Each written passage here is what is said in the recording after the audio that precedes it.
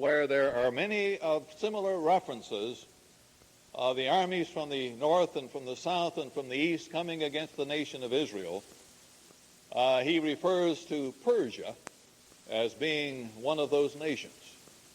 The Euphrates was one of the borders that God gave when he entrusted the land to Abraham, and has always been very well known throughout all of history.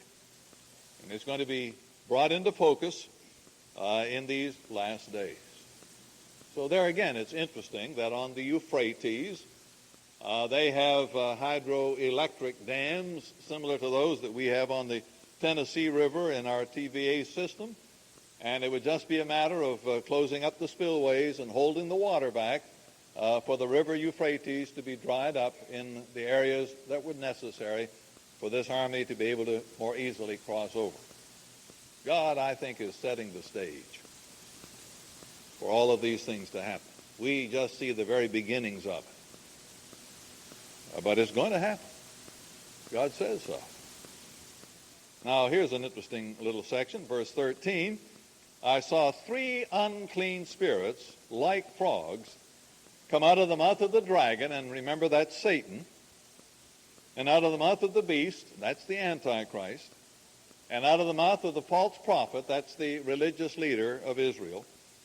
For they are the spirits of devils or demons, working miracles, which go forth unto the kings of the earth and of the whole world to gather them to the battle of that great day of God Almighty. Behold, I come as a thief. Blessed is he that watcheth and keepeth his garments, lest he walk naked and they see his shame. And he gathered them together into a place called in the Hebrew tongue Armageddon, which literally means mountain of slaughter. I've been at Megiddo many times, and some of you have been, and know that it was the northernmost fortification of Israel against the city of Jerusalem, and especially in the days of Solomon, great stables were built there, and that's where he kept his chariot horses and his chariots and his charioteers, that they might be there and be able to look across the great plain of Jezreel, which is a huge valley. When Napoleon was there, he said all the armies of the world could fight a battle on this battleground. Now, I don't know if he knew a thing about the book of Revelation, but he certainly was speaking prophetically. Because one day the armies of the world, as the scripture tells us here, will be gathered together in that valley. And they will fight the great battle of Armageddon. We'll see more of this a bit later in the book, a little bit of description of the battle itself. And so we won't spend a great deal of time with it at this juncture. But again, I want you to keep in mind that God does not lie. This is a revelation to John. God is sharing with him and showing him things that are going to happen in this world. And we are interested, or ought to be. We do want, as much as we can, to try to understand what it all means. But the primary thing here is that the children of Israel are gathering back in the land. Even Russia now is softening a bit on allowing the Jews that want to migrate from Russia back into the Middle East. And the enemies of the nation of Israel are avowed to destroy them, especially the Arabs that live around them. And Russia will move, according to Ezekiel 38, against them from the north. And as I've mentioned, Daniel says there'll come a great army from the east, and that's substantiated here in the scripture. And it will be such a tremendous battle that Ezekiel 39 says it will take 7 months for them to bury the dead, to clear up the battlefield. And it will take 7 years for the implements of warfare to be disposed of. I don't think we can imagine that in our minds, that there could be that many involved, and that 5/6 of them will perish. Well, now let's move on to the closing verses before our time is gone. The seventh angel poured out his vial into the air. And there came a great voice out of the temple of heaven from the throne saying, "It is done." Now, this would seem to imply that, for the most part, this is God's final judging. In this judgment, we had read earlier, is filled up or completed or fulfilled the wrath of God. And so God is declaring, after these vials one by one have been poured out, that it has been done, as God decrees that it should be, and reminds us a bit, does it not, of that cry of Jesus from the cross when he cried out, "It is finished." What I came to do has been accomplished. What God purposes to do in this world is done. And there were voices and thunders and lightnings. And there was a great earthquake, such as was not since men were upon the earth, so mighty an earthquake and so great. There is going to be the worst earthquake that the earth has ever experienced. We've had some large earthquakes that have brought terrible destruction. But notice in this one, the great city, which is Jerusalem, was divided into three parts. The cities of the nations fell. Now, this implies that it affects all the cities, all over the world. And great Babylon came in remembrance before God, to give unto her the cup of the wine of the fierceness of his wrath. And we're going to look at that in chapters 17 and 18, beginning on Wednesday night with chapter 17. And every island fled away, and the mountains were not found. That reminds us a bit of what it tells us in 2 Peter, the 3rd chapter, that will happen after the Lord's return, when the islands will disappear and the mountains will be laid low. And now notice verse 21, there fell upon men a great hail out of heaven, every stone about the weight of a talent. And men blasphemed God because of the plague of the hail, for the plague thereof was exceeding great. Do you know how much a hailstone that weighs a talent would weigh? A Jewish talent was approximately 120 pounds. Can you imagine hailstones that weigh 120 pounds falling on this earth? Can you imagine what destruction it will be if it hits a house? It'll just shatter it. Hits an automobile, it'll just drive it into the ground. Hits a man, he'd just be a grease spot. Terrible devastation. As this earthquake just shakes the earth and devastates the world, and as it is followed by the hail that comes from heaven, it just will be absolute, total, almost destruction. Again, I don't think we can imagine this. We think we can. But think of the damage that hailstones the size of golf balls do. And then I don't know how much that little hailstone would weigh, I guess a few ounces. And here are hailstones that weigh 120 pounds or more. I'm just so thankful I'm not going to be around. And you ought to be thanking God and praising him tonight that you won't be. Because if you're a believer, if you're a Christian, a child of God, you're going to be raptured. You're going to be gathered out when the church is taken out by Jesus. And the people who experience this are the ones that are going to be left behind. Not all of them, because there are those saints of the tribulation time who were with God on that sea of glass mingled with fire, who escaped it because of their faithfulness. Are you here tonight in this service and you're not right with God? Have you, at this point, not accepted Jesus as your Savior? If the Lord should suddenly come for us tonight, would you be left behind? Might you be one of those that will be here to see these things coming to pass on the earth? Surely you've got more judgment and common sense than that. And to recognize that the wisest and most important decision that you have to make in life is to be ready for the eventuality of his coming. He is coming. I can't tell you when. I would be foolish to try to set a time. But I know he's coming. And I know he's coming unexpectedly. He's coming as a thief. And a thief doesn't write you a note and let you know when he's going to rob your home.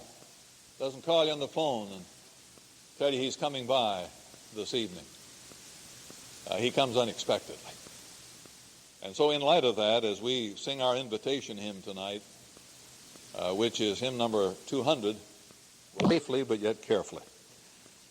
John said, and you remember that this follows the pouring out of the 7 vials or bowls of God's wrath upon the earth in chapter 16. John says, there came one of the 7 angels which had the 7 vials, and talked with me, saying unto me, Come hither, I will show unto thee the judgment of the great whore that sitteth upon many waters. Now here we have something or someone represented by a woman, and she is referred to as a great whore, and is sitting upon many waters. If you look at verse 15 for a moment, you'll notice he said unto me, The waters which thou sawest where the whore sitteth are people and multitudes and nations and tongues. And so this is a representation of something or someone that is worldwide. It is encompassing people from all over the world, all nationalities, all languages. Now he says of this woman, he says of her, with whom the kings of the earth have committed fornication, and the inhabitants of the earth have been made drunk with the wine of her fornication. If you remember back in chapter 14 at verse 8, there was a verse that was just interjected there, verse 8, that just didn't seem to fit at the moment, where it says, There followed another angel, saying, Babylon is fallen, that great city, because she made all nations drink of the wine of the wrath of her fornication. And so it would seem as though this woman that's sitting upon a beast, with whom the kings of the earth have committed fornication, and the inhabitants of the earth have been made drunk with the wine of her fornication, has some special significance. So he carried me away in the spirit to the wilderness, and I saw a woman sit upon a scarlet-colored beast, full of names of blasphemy, having 7 heads and 10 horns. Now, this would indicate the Antichrist. You remember in chapter 13 at verse 1, John saw a beast coming up out of the sea with 7 heads and 10 horns. And the way he worded it there, and upon his heads the names of blasphemy. So this apparently is that same individual. And at that time, we identified the beast as the Antichrist, a man who is Satan-inspired and incarnated, and has tremendous power and influence. And so this woman that is called a great whore is sitting on this beast, apparently receiving power from the Antichrist. And the only difference is that it's indicated here as being scarlet-colored. And you remember Satan was referred to as a scarlet-colored dragon. And if the Antichrist receives his power from Satan, this could be significant. But perhaps even more so is the fact that the Antichrist is going to be responsible for so much bloodshed. He is going to have bloody hands because of all of the persecutions and the deaths. And it says here of the woman, she was arrayed in purple and scarlet color, and decked with gold and precious stones and pearls, having a golden cup in her hand full of abominations and filthiness of her fornication. And upon her forehead was a name written, Mystery, Babylon the Great, the mother of harlots and abominations of the earth. All right, so this name given to this woman is Mystery Babylon the Great. And she is the mother of harlots and abominations of the earth. All right, now, naturally, we want to identify her if we possibly can. John is told at verse 8 that he's going to be given to understand some of this, and we'll get down to that point shortly. But in the meantime, let me pause to say that Babylon, as you remember, is one of the most ancient cities in the world. It was at Babel that Nimrod, you remember, was going to build a tower that would reach into heaven. And the word Babel means gate to God. And they were determined that if there were to be another flood, they were going to have a place of safety. And it was the beginning of very pagan worship. Perhaps the most pagan the world has ever known. And it's interesting that Nimrod's wife was named Semiramis, and she had a son named Tammuz, and there is a great deal of association between Semiramis and her son Tammuz and the Virgin Mary and her son Christ. Now, this can become very involved historically. And I would be glad at some point, if it's necessary, to get into this more and more. I don't really feel as though you really want all of the background for it. But the point that I'm trying to make is that chapter 17 seems to have religious overtones, and chapter 18 seems to have political overtones. And so there is an association between what is represented by this woman and the city in which she lived. And we need to realize that much that we have today in Catholicism, particularly Roman Catholicism, was carried over out of the Babylonian religion. You recall that when we were back studying the letters to the seven churches, that we found that Constantine, when he became emperor of the Roman Empire in 312 A.D., was a pagan. And he supposedly embraced Christianity because he saw a flaming cross which had the words, "In this sign conquer," and he took that to mean if he would embrace Christianity, he would become the emperor of Rome. And he was not the only one in contention for it at the time. Well, he did become emperor. And in his time, the two prominent religions, if you classify Christianity as a religion, were Christianity and Babylonianism. Well, in the process of the years, much of the Babylonian did not come out of Christianity, it came out of Babylonianism. They had a deity by the name of Ishtar, who was known as the Queen of Heaven. And Easter came about as a worship or a way to honor Ishtar. So it's very involved and perhaps could be very confusing if we get into it in too much detail. But the point I'm trying to make is that as you read through this chapter, you seem to get a very strong impression that there is a reference here to the church at Rome. Now, when the true church is raptured, will that be the end of the church? Still going to be a church behind, isn't it?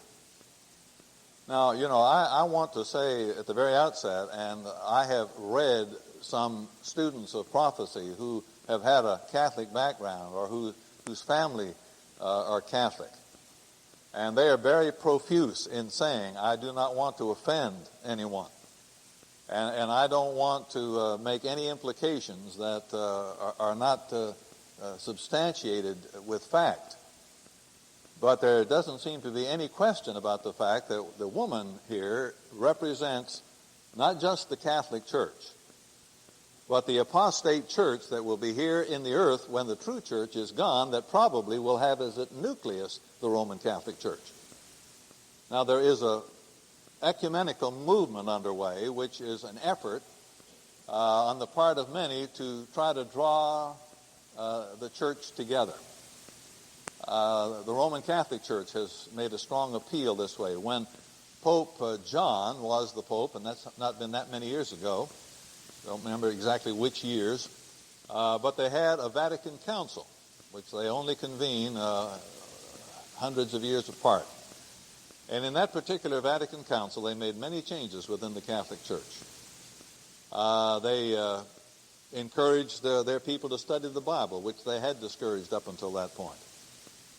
They said that priests could say the Mass in the language of the country rather than in Latin all the time. They said it was no longer necessary for Catholics not to eat fish, or eat meat rather, on Friday, and eat fish instead.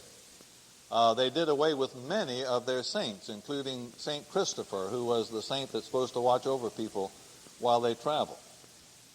They allowed their nuns to do away with their distinctive habits and to wear clothes that are clothes like we would wear. They allowed their priests to enter into activity with Protestant ministers. I had a couple of weddings down in Chattanooga in which one of the young people was Catholic, and the priest came and helped with the wedding ceremony, which would be unheard of 30 or 40 years ago. Priests are attending ministerial association meetings that they never could attend before, and so on, which seemed to be an effort on the part of the Catholic Church to tone down its strict requirements, to make a stronger appeal to other Protestant groups to say, you know, we have a whole lot more in common than you would think. Why don't we just get together? So when the true church is raptured, when every really born-again Christian is gathered out of the earth when Jesus appears in the air, then all professing Christians will be left behind.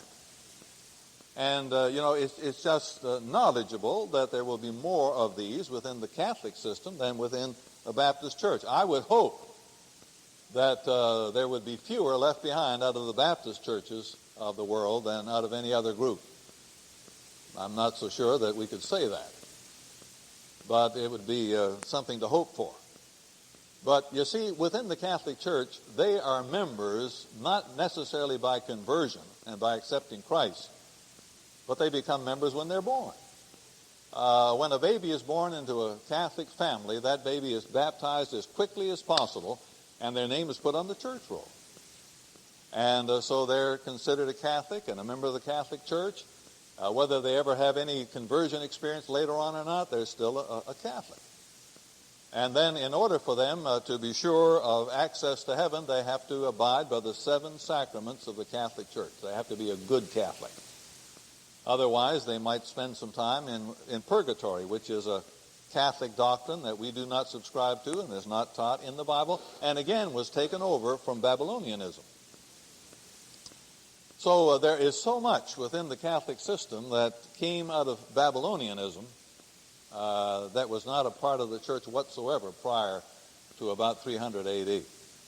And so what I'm saying is that when the true church is taken out and professing Christians are left, there will be a larger percentage within the Catholic system than any other. And naturally, they would be the nucleus.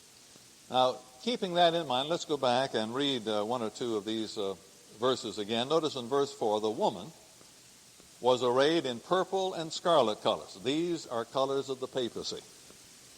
The cardinals wear scarlet robes, as you know, and purple is one of the prominent colors. And they are decked with gold and precious stones and pearls. The richest organization in the world is the Catholic Church. They possess more property and more valuable things. If you ever have a chance to go to Rome and go through the Vatican, as I have, in the Sistine Chapel on several occasions, you'd be impressed with that. And having a golden cup in her hand, full of abominations and filthiness of her fornication, which would seem to imply idolatry and spiritually adulterous things that God certainly would frown on. And he said at verse 6, I saw the woman drunken with the blood of saints and with the blood of the martyrs of Jesus, when I saw her, I wondered with great wonder. Now again, and I'm trying to be kind in this, but I'm trying to be true to history as well. The Catholic Church has been responsible for more martyrdom and death of Christians than any other organization. In just a 30-year period, from 1540 to 1570, 900,000 were put to death through the authority and power of the Catholic Church because they were against the church, would not go along with the church. There were a group in Europe known as the Huguenots. In one day, 70,000 of them were killed. In Bohemia, about 1600 A.D., there were 4 million people living in Bohemia. 80% of them were Protestants. Within just a few years, there were only 800,000 left, and they were all Catholic, which means that 3,200,000 were eliminated. We have the Inquisitions in Spain. We have it all throughout Europe. And as I say, I don't want to be unkind, but in order for us to understand this judgment of God, we need to understand why, and why God needs to do it, and why God is faithful and true in doing it. And verse 7, the angel said unto me, Wherefore didst thou marvel?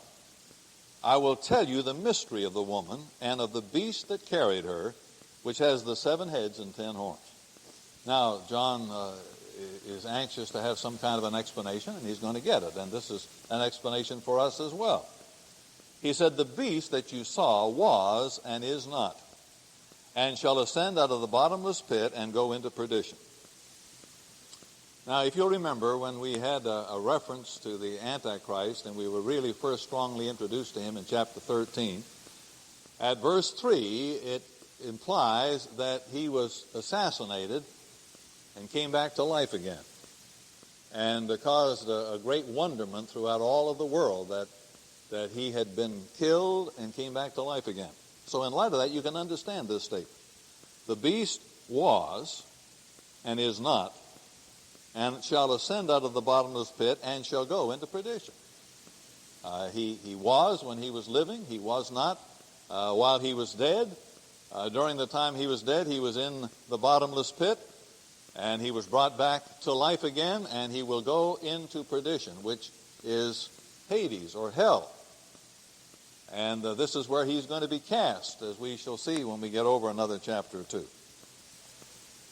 Then they that dwell on the earth shall wonder, whose names were not written in the book of life from the foundation of the world, when they behold the beast that was and is not and yet is. So here's that same implication. He was, then he was not when he was dead, and yet he is, because he came back to life again. Satan inspired him and indwelt him. Now here's an interesting verse, verse 9. And here is the mind which hath wisdom. The 7 heads are 7 mountains on which the woman sits. Now if I were to ask you tonight, what city in the world is known as the city that sits on 7 hills, what city would it be? Well, you almost unanimously, you've said Rome. So you see, here again is a strong indication or implication that the woman here represents the Roman Catholic system, the nucleus of the church as it will be after the true church is taken out. It will be a false church. It will be a false ecclesiastical system. And it will be headquartered at Rome, which is where the Vatican is, which is the center of activity of the Roman Catholic system. And verse 10 says, And there are 7 kings, 5 are fallen, 1 is, and the other is not yet come. And when he comes, he must continue a short space. Now we've got to keep in mind that John was thinking in terms of his time. And if you go back and study the different Caesars or emperors of the Roman Empire, there were 5 of them up until the time of John, and in John's day, Domitian was the emperor of the Roman Empire. And apparently John's thinking was that the 8th would be the Antichrist. The 7th, rather. 7 kings, 5 are fallen, 1 is, and the other has not yet come.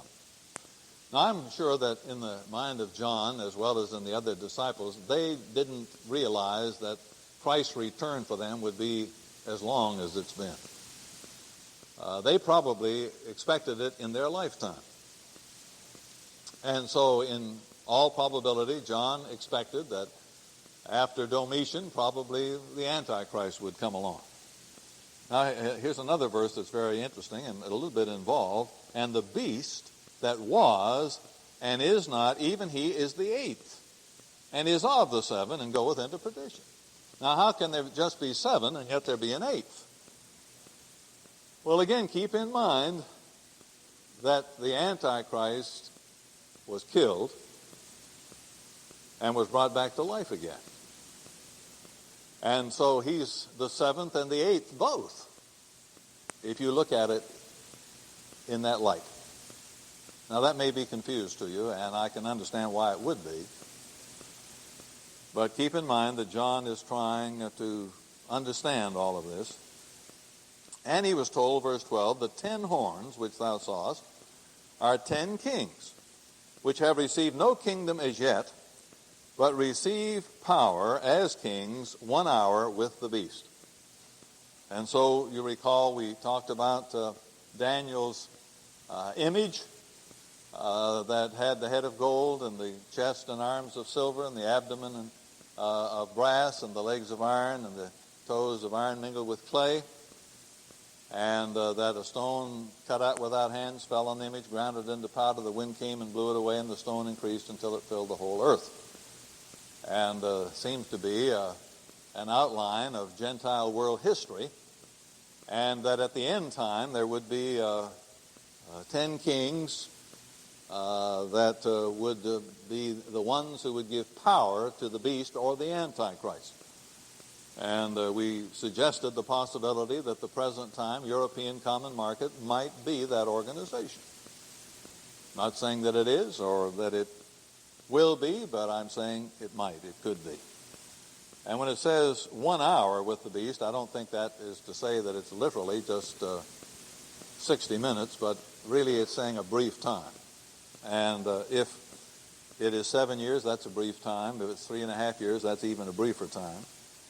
And these have one mind and shall give their power and strength unto the beast. They are united in saying that they want to give their support to the Antichrist and that they will back him.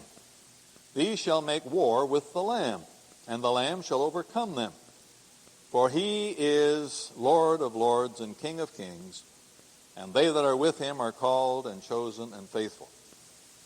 So these kings are going to be the ones responsible under the leadership of the Antichrist to gather the armies of the world together at Armageddon that we've already talked about somewhat.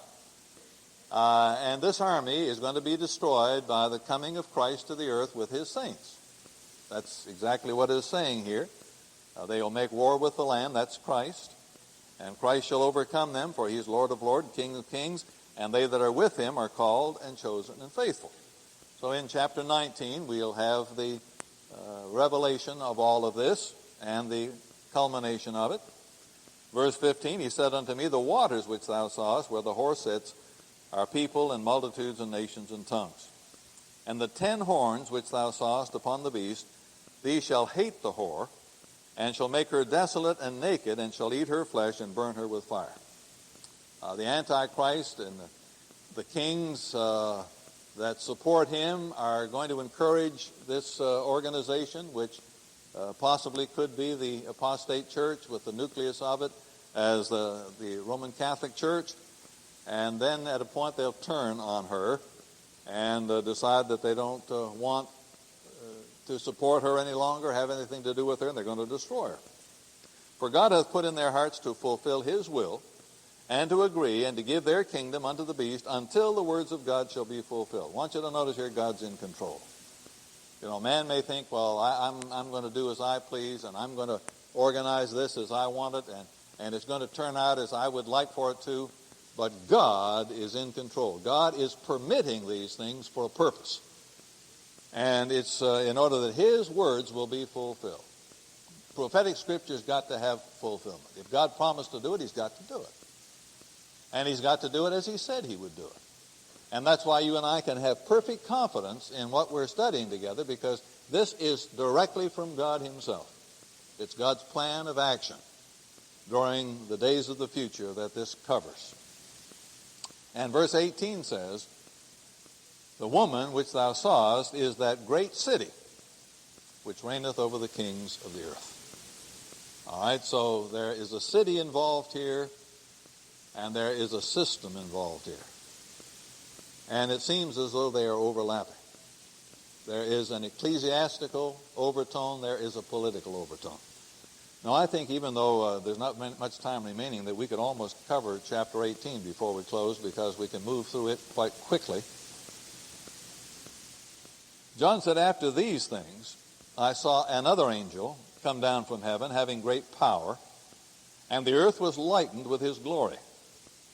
And he cried mightily with a strong voice, saying, Babylon the great is fallen, and has become the habitation of demons, and the hold of every foul spirit, and a cage of every unclean and hateful bird. Now, that's literally the condition of Babylon now. If you were to go to Babylon today, you would find that it's just inhabited by jackals and wild birds, and it's just a ruinous area. There is some restoration going on there, archaeologists trying to put some of the pieces back together again, but for the most part, it's a city of desolation. And he goes on to say, all nations have drunk of the wine of the wrath of her fornication. The kings of the earth have committed fornication with her, and the merchants of the earth are waxed rich through the abundance of her delicacies. And I heard another voice from heaven saying, come out of her, my people, that you be not partaker of her sins, and that you receive not of her plagues. That sort of reminds you of the warning God sent to Lot to leave the city of Sodom before God would destroy it with fire and brimstone. And he seems to be saying as a warning to the people that may be inhabiting this city, which again seems to be the city of Rome, that if they don't want to be destroyed with her and judged with her, they'd better get out while they can. For her sins have reached unto heaven, and God hath remembered her iniquities. Reward her even as she rewarded you, and double unto her double according to her works.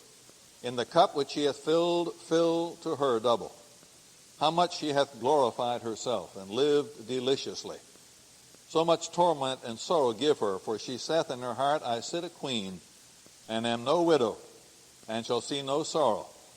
Therefore shall her plagues come in one day, death and mourning and famine. And she shall be utterly burned with fire, for strong is the Lord God who judgeth her. Now this has some of those same overtones of relating to possibly the city of Rome, some of the things that were true as far as Babylon was concerned. Semiramis, who was the wife of Nimrod that we mentioned earlier, was known as the Queen of Heaven. The Catholic Church have taken over that title for Mary. They claim that Mary is the Queen of Heaven. And when we see here the persecutions and the bloodshed and all of the wealth and materials that have been gathered together by the Catholic Church, all of this is more understandable. Some of the South American countries, for example, you can visit down there, and you can go into a community that is just impoverished.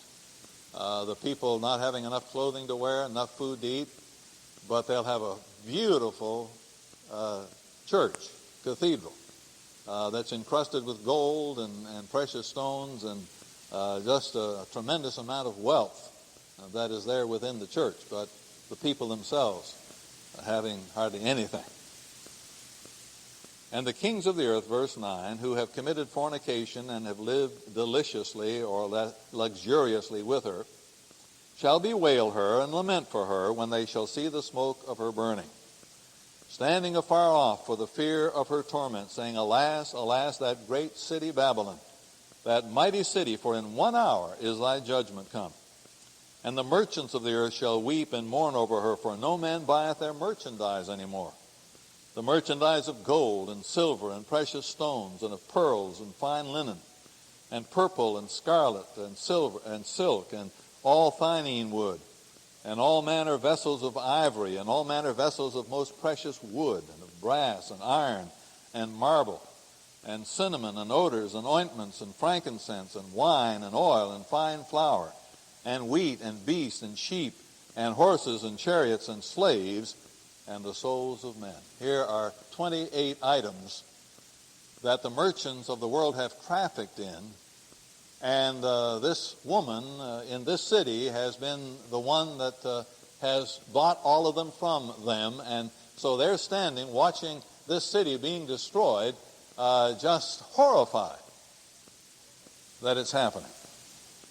Verse 14, And the fruits that thy soul lusteth after are departed from thee, and all things which were dainty and goodly are departed from thee, and thou shalt find them no more at all. The merchants of these things, which were made rich by her, shall stand afar off for the fear of her torment, weeping and wailing, and saying, Alas, alas, that great city that was clothed in fine linen and purple and scarlet, and decked with gold and precious stones and pearls. For in 1 hour so great riches is come to naught. That phrase, in 1 hour, is found 3 times here in this chapter. Verse 10, here at verse 17, and again in verse 19. And so it looks as though it's going to be a sudden destruction. And every shipmaster and all the company in ships and sailors, and as many as trade by sea, stood afar off, and cried when they saw the smoke of her burning, saying, What city is like unto this great city? And they cast dust on their heads and cried, weeping and wailing, saying, Alas, alas, that great city, wherein were made rich all that had ships in the sea by reason of her costliness.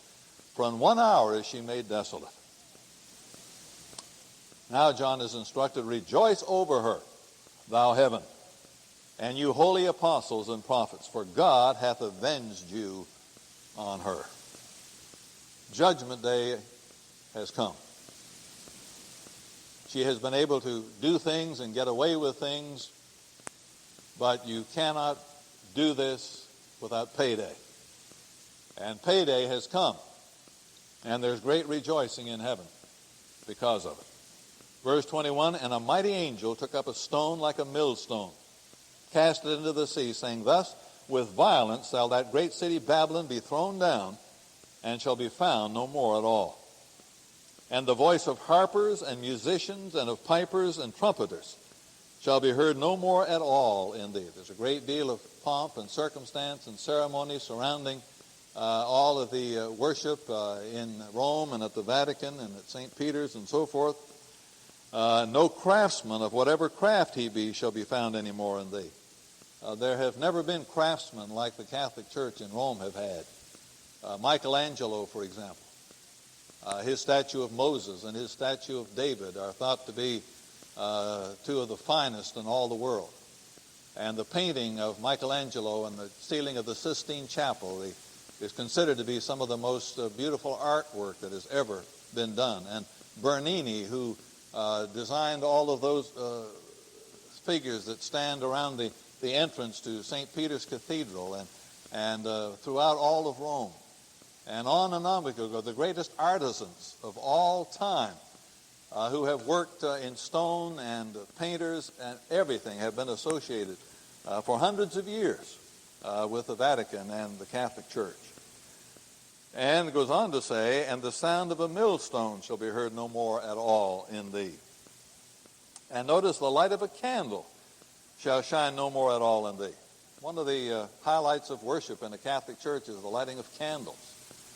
And if you go to the Cathedral of Notre Dame in France, for example, you go in the entrance to it, on either side are just banks of burning candles where Catholic people have come in to light a candle for a loved one that has died, for some special need that they're praying for, and lighting a candle to call this to God's attention.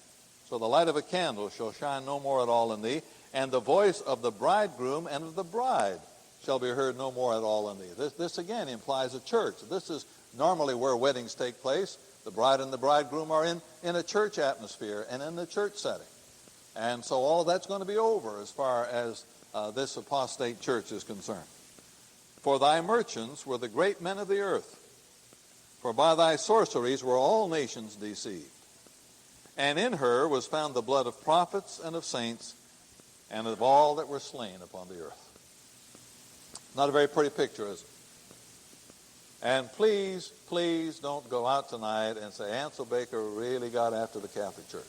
I have nothing against the Catholic Church or Catholic people. I have some very fine friends who are